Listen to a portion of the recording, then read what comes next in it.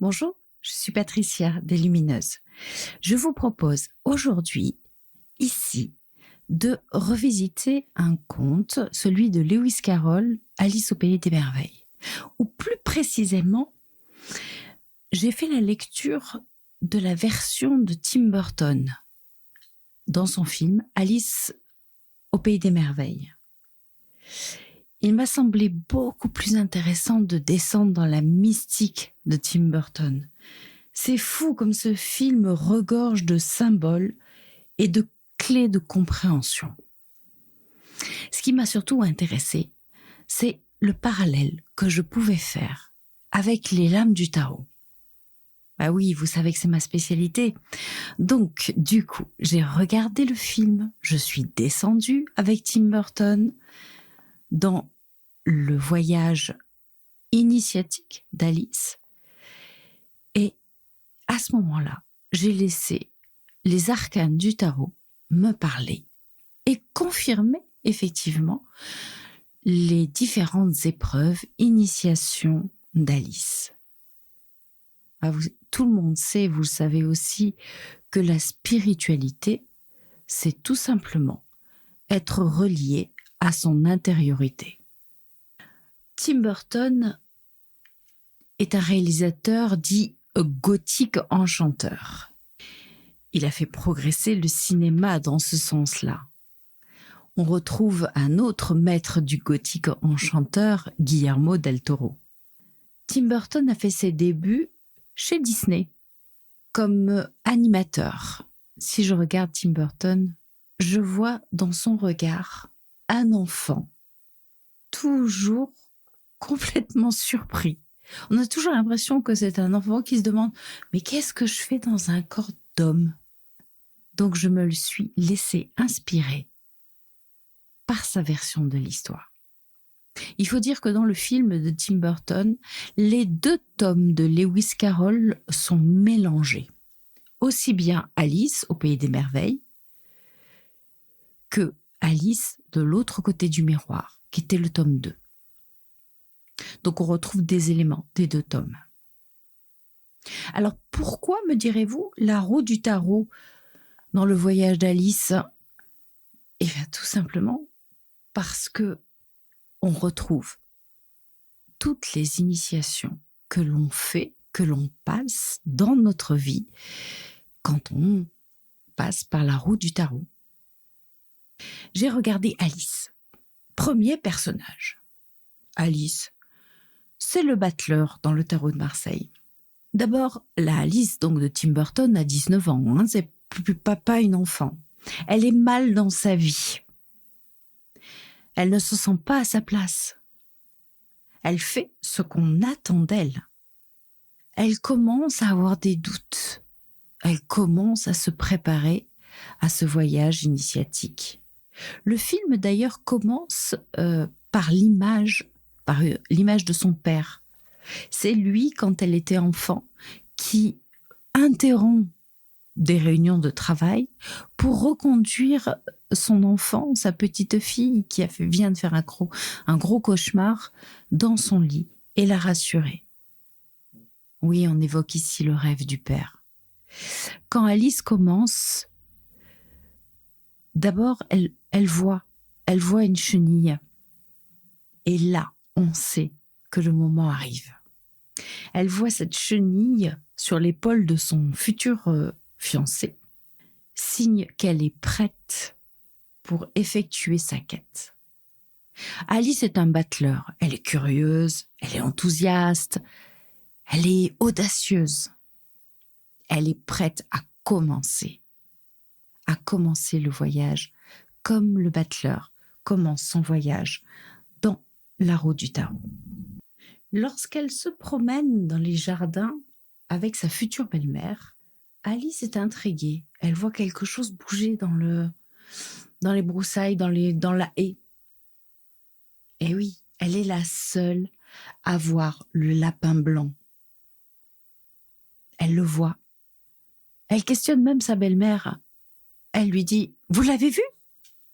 Non, elle est la seule à l'avoir vu. Le lapin blanc, c'est le jugement dans le tarot. Elle voit le signe et après, elle accepte de le suivre aveuglément. C'est le jugement. Le jugement, c'est les signes qu'on nous envoie dans la vie, sur le chemin, et qu'on nous demande de suivre. Accepter d'aller vers l'inconnu, sans connaître l'issue, sans savoir où l'on va. C'est ce que fait Alice quand elle suit le lapin blanc. Sauf que lui, il sait exactement où il va et où il l'amène. Il sait exactement quel est le bon timing. C'est pour ça qu'il a la montre. C'est pour ça que c'est si important pour lui. Le lapin blanc, c'est comme le message envoyé par la vie. Voir, suivre. Alice se penche dans le trou et elle tombe. C'est la chute. Elle est bousculée dans tous les sens. Elle est interminable, cette chute. C'est la roue de fortune. Le moment dans la vie où l'on est brassé, où l'on tombe, où l'on va dans tous les sens, où l'on va dans un pays inconnu. Pour Alice, c'est le pays des merveilles, le pays des profondeurs. La chute d'Alice, ce n'est pas le début d'un traumatisme. D'ailleurs, elle atterrit, un peu violemment, c'est vrai, mais sans se faire grand mal. Mais c'est le début d'une découverte, c'est le début de sa renaissance. C'est l'initiation de la roue de fortune. Oui, bien sûr, on est bousculé. Oui, bien sûr, on chute. Oui, bien sûr, ça semble interminable.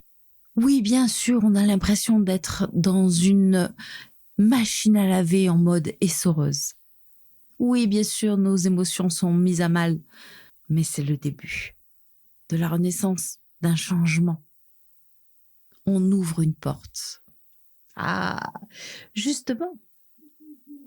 Elle arrive au bout, dans le monde à l'envers.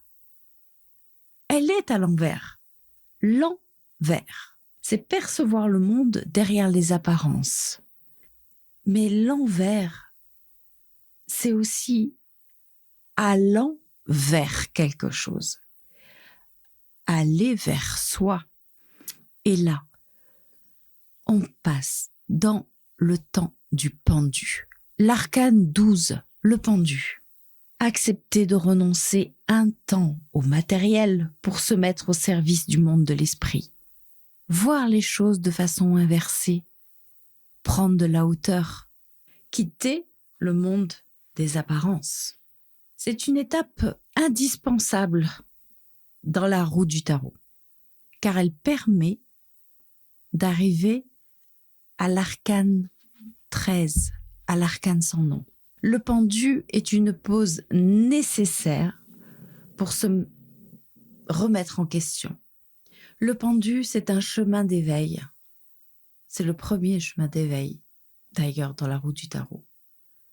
C'est travailler sur soi.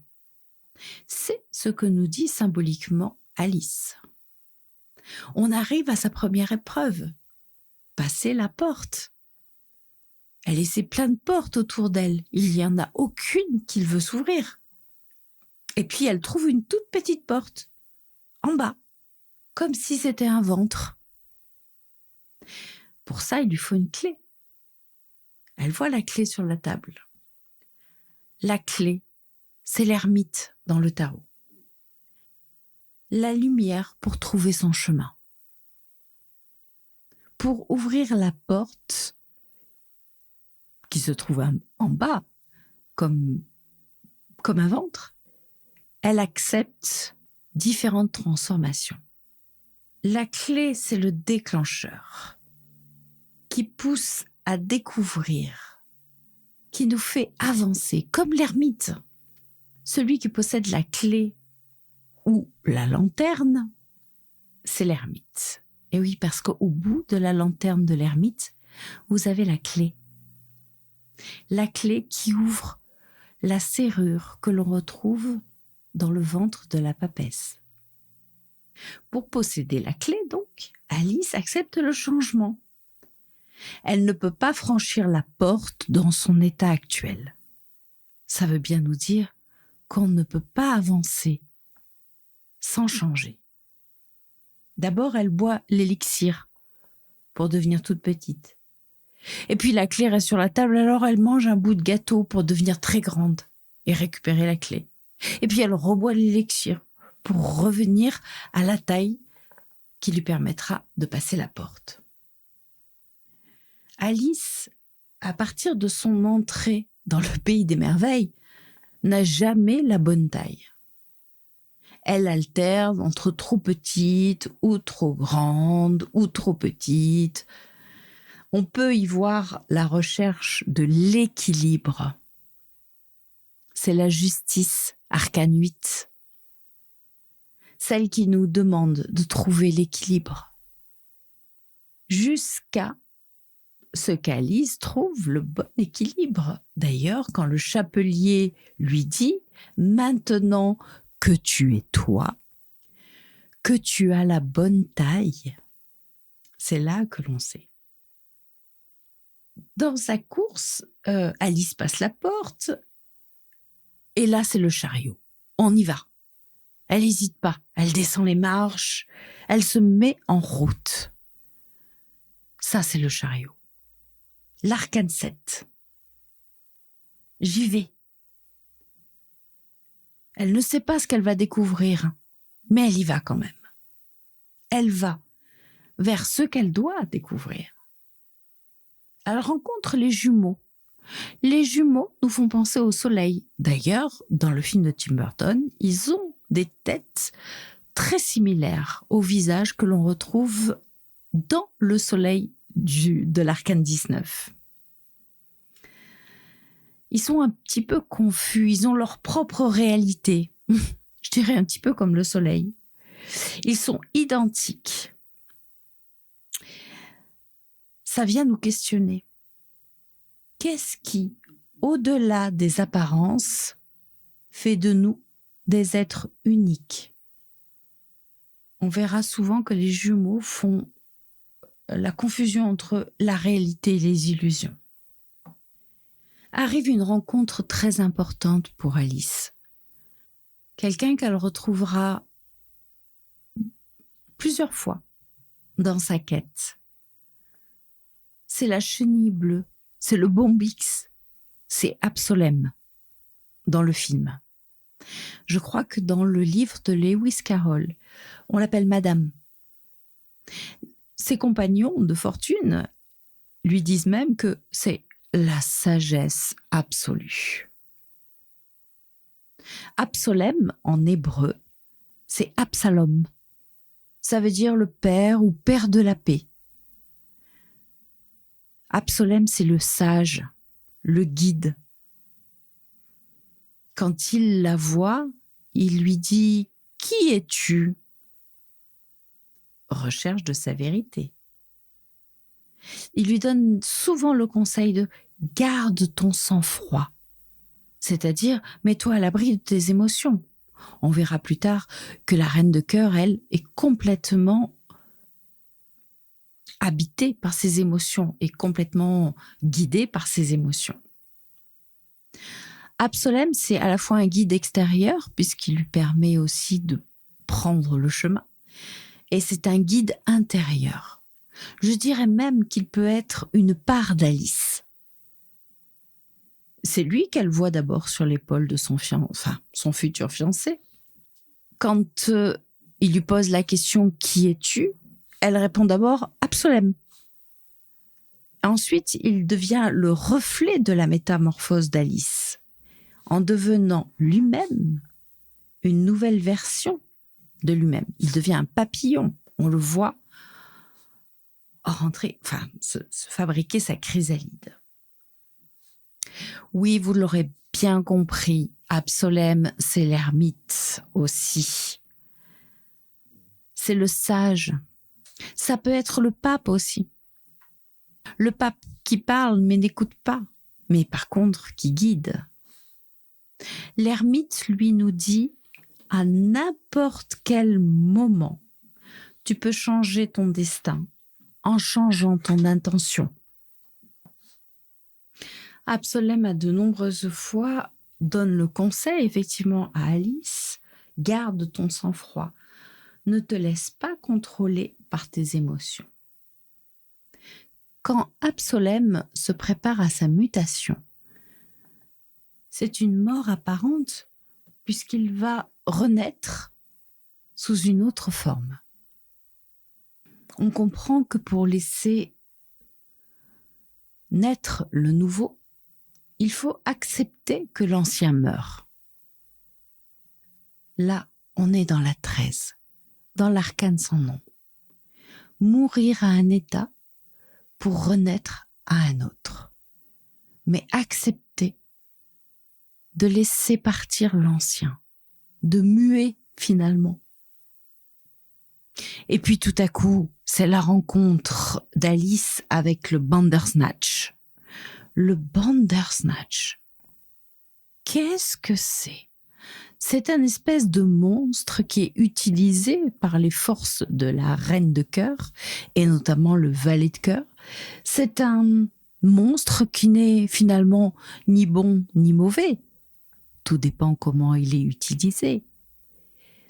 Ici, on est dans l'arcane 11, la force.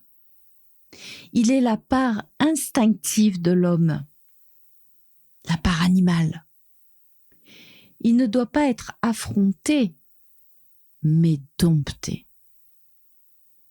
Comme dans la lame de la force, où il n'est plus le temps de savoir, mais d'être.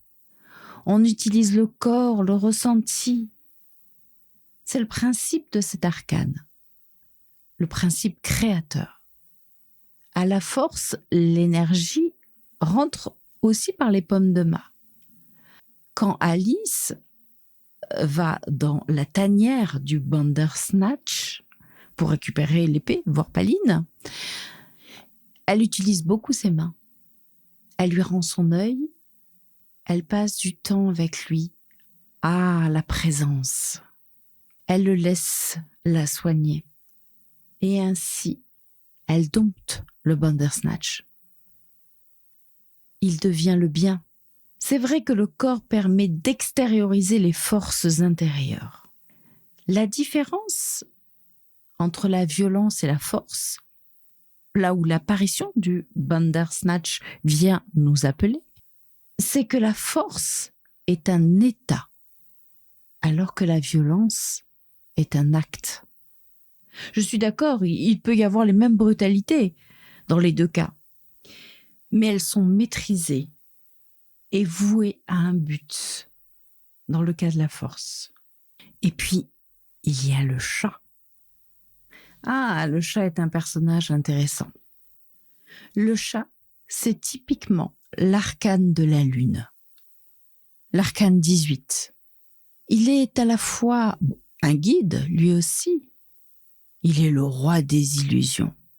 Il protège, si on croit en lui, comme dans l'arcane de la lune. À un moment donné, c'est lui qui va délivrer le chapelier. Il guide car il prophétise. Le chat, c'est la magie. Et c'est l'arcane de la lune.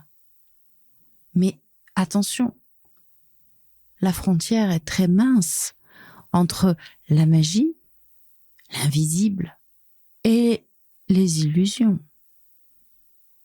Le chapelier est un mat, celui qui paraît fou, car c'est un esprit libre, celui qui enseigne que garder une part de folie, c'est garder un esprit ouvert à l'impossible. Il le dit souvent à Alice, c'est impossible seulement si tu crois que ça l'est. Le chapelier pose des questions incompréhensibles. Pourquoi ? Pour mettre le cerveau logique d'Alice en position d'inconfort et ainsi la pousser à penser autrement. C'est un mat, c'est la liberté, c'est partir à l'aventure. D'ailleurs, Alice se répète 6 choses impossibles. Son père lui en avait déjà parlé. 6 choses impossibles pendant les épreuves. D'ailleurs, pour les mêmes raisons que les questions du chapelier. Sortir des limites que l'on se fixe. Elle part avec le chapelier et il y a un passage qui m'a particulièrement émue. Tout simplement parce que c'est un passage Maison Dieu, Arcane 16. Alice traverse un événement Maison Dieu lorsqu'elle se retrouve à l'endroit où la reine de cœur a tout brûlé lors de son attaque. C'est un événement tragique, mais qui a permis de reprendre l'histoire, de faire que Alice redescende, de faire que le lapin blanc parte à la recherche d'Alice pour la ramener. La Maison Dieu, c'est souvent ce moment-là dans la vie que l'on passe et qui ressemble à une catastrophe sur le moment. On met les mains sur la tête, on pleure, on dit qu'est-ce qui m'arrive? Et puis, quelque temps après, on s'aperçoit que heureusement qu'il est arrivé cet événement, parce que du coup, on a changé complètement.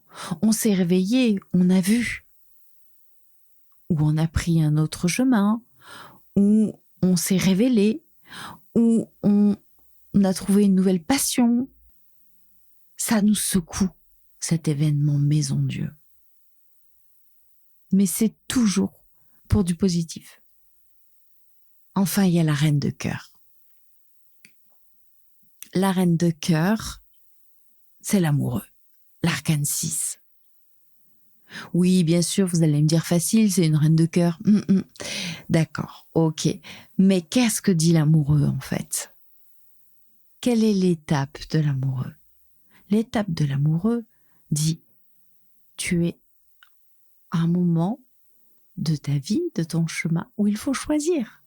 Est-ce que tu vas te laisser guider par la raison ou est-ce que tu vas te laisser guider par le cœur? La voix du cœur, c'est-à-dire l'intuition. Comme à l'amoureux, c'est un personnage qui est envahi par ses émotions. D'abord la colère, la peur, elle doute aussi. Et puis elle a ce sentiment amoureux avec le valet de cœur. Elle incarne vraiment la leçon de l'arcane de l'amoureux. Apprendre l'amour. Bon, alors, elle a une énorme tête.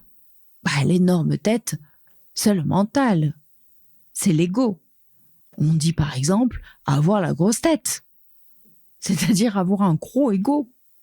Ce n'est pas mal d'avoir de l'ego. Mais le problème, c'est quand il dirige notre vie, qu'il décide. Et oui, parce que l'ego est préoccupé par une seule chose, sa survie. Donc, il déteste le changement, l'évolution. Il prend ça comme une petite mort. Ah, on en revient à la métamorphose de la chenille et sa petite mort. La reine de cœur, elle est aussi très omnibulée par qu'on leur coupe la tête. Qu'on leur coupe la tête. Ça serait pas couper le mental, cette histoire?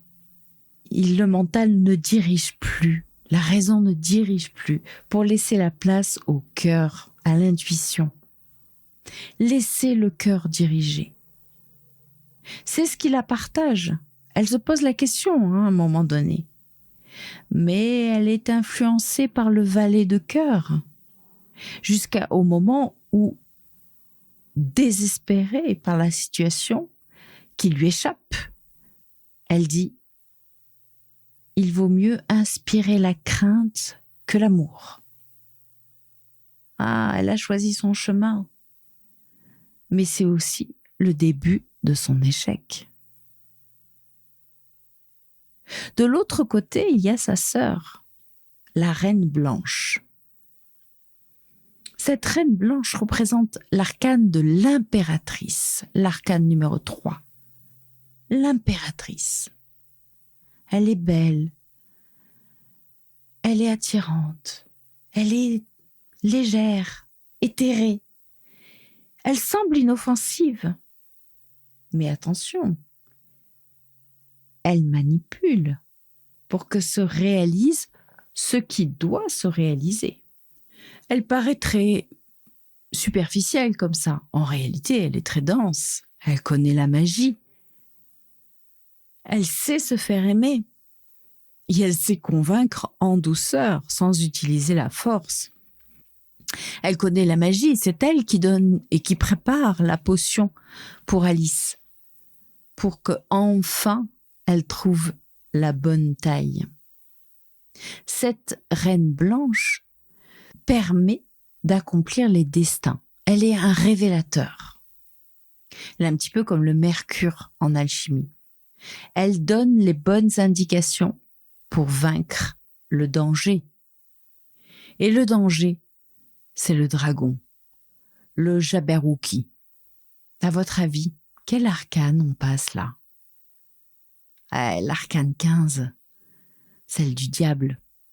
Ou comment faire face à ses propres ténèbres, à ses propres démons, ses zones d'ombre. D'ailleurs, ça demande à Alice une grande confiance en elle. Et effectivement, c'est la clé de compréhension de l'arcane du diable. Avoir confiance en ses capacités, avoir confiance en ses dons, avoir confiance en soi. Pour Alice, c'est l'épreuve finale.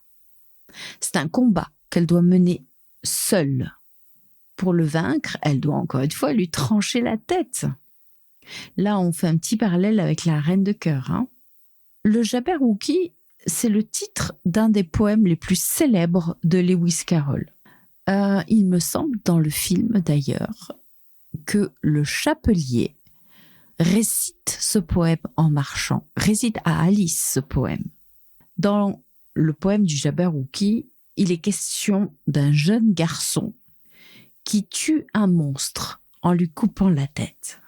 Lorsqu'on se trouve face à un moment diable dans notre vie, il nous est demandé de reconnaître notre nature humaine, mais nos capacités, et surtout de comprendre nos peurs. Qu'est-ce qui peut nous retenir? Qu'est-ce qui peut nous faire prisonniers? Il y a deux notions importantes dans l'arcane du diable. La tentation et l'ambition. Je dirais qu'il faut comprendre que la tentation n'est mauvaise que si elle n'est pas alignée avec nos valeurs. Si elle donne seulement des gratifications immédiates. L'ambition au diable, c'est comprendre l'ambition ou l'art de canaliser notre pouvoir intérieur, c'est-à-dire nos dons, pour atteindre ce que l'on désire, pour atteindre nos rêves. Il y a d'ailleurs, à la fin de cette scène, quand Alice affronte le Jabberwocky, qu'elle lui tranche la tête, qu'elle gagne, les armées s'affrontent aussi de la même façon. Et au moment où Alice vainc le dragon, les armées s'arrêtent. Et la couronne est transférée sur la tête de la Reine Blanche, gouvernée avec la sagesse, l'intuition, la bienveillance, l'amour, pas avec ses émotions. C'est la fin du film et Alice se retrouve face à une question.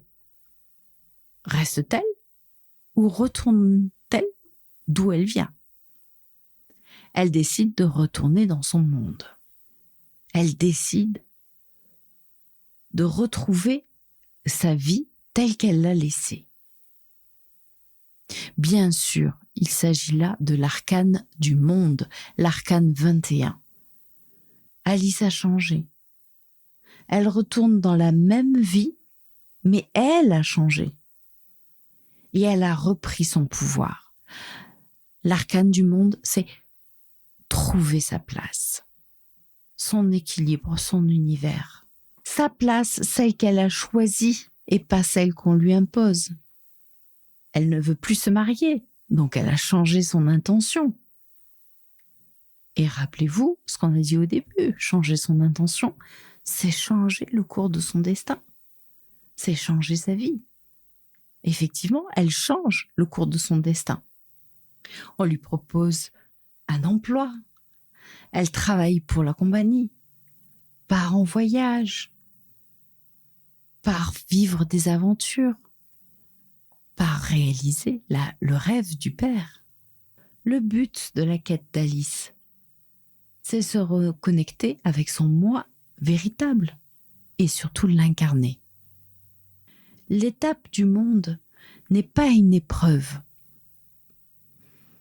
mais à cet endroit, on doit constituer son univers, prendre sa place ou se sentir à sa place. Alice est une représentation de l'expérience humaine. Le personnage littéraire a d'ailleurs échappé à son créateur. Il a débordé du cadre littéraire. C'est plus qu'un personnage de littérature, c'est un mythe. Qui ne connaît pas Alice ? Tout le monde l'a décortiqué. La psychanalyse, les contes pour enfants, les musiciens. Certains groupes ont parlé d'Alice, notamment les Beatles, qui ont fait une chanson. On le retrouve dans des films, par exemple dans Matrix, Suivre le lapin. Qui n'a pas rêvé d'entreprendre un pareil voyage ? La vie est une quête permanente, avec de nombreux combats. Symboliquement, Alice affronte les risques de la vie. Tout est combat. Il peut y avoir le combat physique, par exemple une compétition sportive, intellectuelle, le combat des études. Il peut y avoir un combat spirituel. Se lever le matin, c'est un combat quotidien. La clé, c'est avancer. Ne pas rester devant l'obstacle. Avoir mal, tomber et se relever. Il m'a semblé très intéressant de suivre Alice et sa quête initiatique à travers un tirage spécifique. Une roue du tarot avec 13 arcanes. C'est partir à la recherche d'une de nos vérités et surtout de trouver les clés pour avancer. Quelle réponse va-t-on apporter à notre rêve d'enfant, oublié en devenant adulte ? Puis dans ce tirage, on dévoile l'idée de départ, le projet naissance de nos parents. On fait le point là-dessus. Ces deux questions et les deux lames de tarot qui y répondent sont nos bagages. Avec quoi partons pour le voyage d'Alice ? Et puis, il y a votre lapin blanc, votre message, le signe, celui qui va vous entraîner vers le saut, la chute, le changement. Tous les éléments qui ont fait grandir Alice se retrouvent dans ce tirage de la roue des 13 arcanes et vous permet une compréhension de votre propre cheminement. La chute, le retournement, la nouvelle vision, la clé, votre capacité à vous mettre en question et surtout, très important, le projet naissance de vos parents et comment ça conditionne qui vous êtes maintenant. Je vous propose de vous accompagner pour ce voyage, de faire avec vous ce travail du voyage d'Alice dans la roue des 13 arcanes. Pour cela, vous pouvez me contacter à l'adresse mail deslumineuses@gmail.com et on ouvre un espace de travail aussi bien en visio qu'en réalité, on va dire, à l'Île-sur-la-Sorgue dans mon cabinet. Je vous laisse en attendant vous régaler, reprendre la vision de ce film de Tim Burton, de regarder d'ailleurs le second film qui s'appelle Alice derrière le miroir, ou à travers le miroir, plus précisément. qui n'est pas réalisé par Tim Burton, mais qui est aussi un très joli film. Et puis, je pense que nous allons nous retrouver dans un espace podcast très bientôt pour un autre conte initiatique et éclairant, pour trouver une inspiration dans le merveilleux. Parce que oui, la vie est émerveillement. Et parce que oui, le merveilleux est une manière d'être au monde. À bientôt.